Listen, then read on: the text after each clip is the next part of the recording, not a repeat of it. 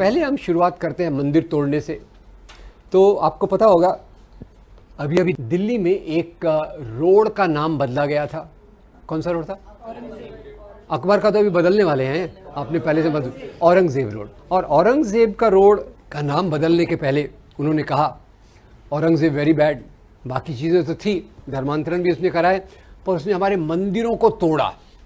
अब मैं बड़ा कंफ्यूज हो गया, तो मैं फिर हिस्ट्री पढ़ने लग गया कि औरंगजेब ने कौन से मंदिर तोड़े। पर वो पढ़ते समय मेरे दिमाग में 4 चीज़ें पता चली मोटे तौर पे। पहले पता चला कि औरंगजेब ने काशी में भगवान विश्वनाथ के मंदिर को तोड़ा था, वेरी बैड। पर साथ में एक और बात पता चली, वो बात पता चली गुवाहाटी आसाम के पास कामाख्या देवी का मंदिर है, उस मंदिर को उसने दान दिए।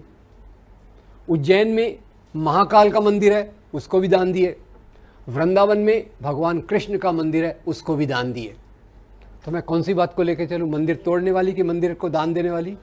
दोनों बातें हैं, नंबर 1। तीसरा मुझे बड़े आश्चर्य की बात पता चली कि औरंगजेब ने मस्जिदों को तो दान दिया ही था, पर उसने मस्जिदें तोड़ी भी सही। कम से कम एक मस्जिद मुझे पता चली जो उसने तोड़ी थी। और ये मस्जिद कौन सी थी? पहले उसके मस्जिद तोड़ने की बात से ही अपन अपनी बात को शुरुआत करते हैं। एक बार क्या हुआ, गोलकुंडा के नवाब ने, तानाशाह ने औरंगजेब को 3 साल तक लगान नहीं दिया। औरंगजेब कौन है? महाराजा। तानाशाह कौन है? राजा। ठीक है, तो तानाशाह ने 3 साल तक लगान नहीं दिया। अब ये समाज में टैक्स कैसे चलता है? सबसे नीचे टैक्स देने वाला कौन होता है? किसान। किसान किसको टैक्स देता है? जमींदार को। जमींदार किसको टैक्स देता है? राजा को। राजा किसको देता है? महाराजा को। औरंगजेब कौन है? महाराजा। तानाशाह कौन है? राजा। तो औरंगजेब ने तानाशाह को पूछा, आपने 3 साल तक लगान नहीं दिया, क्या प्रॉब्लम है? तानाशाह ने कहा, हुजूर मेरे राज्य में अकाल, ड्राउट है, जैसे हमारे महाराष्ट्र में चल रहा है, मराठवाड़ा में चल रहा है। मेरी प्रजा मुझे लगान नहीं दे रही, तो मैं आपको लगान कहाँ से दूं? औरंगजेब बड़ा चालाक। औरंगजेब ने अपने जासूस को भेजा और पता लगाया कि तानाशाह ने अपनी सारी संपत्ति एक मस्जिद के नीचे छुपा के रखी है। आगे की बात नहीं बताया तो चलेगा क्या? क्या करेगा औरंगजेब? फौज को भेजेगा, मस्जिद को तोड़वाएगा। तो अब मैं आपसे पूछना चाहता हूं, हम केवल औरंगजेब के मंदिर तोड़ने की बात को पकड़ के चलते हैं। औरंगजेब ने मंदिर बनाए, वो हम भूल रहे। औरंगजेब ने मस्जिद तोड़ी, वो हम भूल रहे। औरंगजेब ने मस्जिदों को दान दिया, वो हम भूल रहे। मोटे तौर पे मैं आपसे ये पूछना चाहता हूं, राजा लोग राज्य क्यों करते थे? होल्ड ऑन, राजा लोग वाई वेयर किंग्स रूलिंग?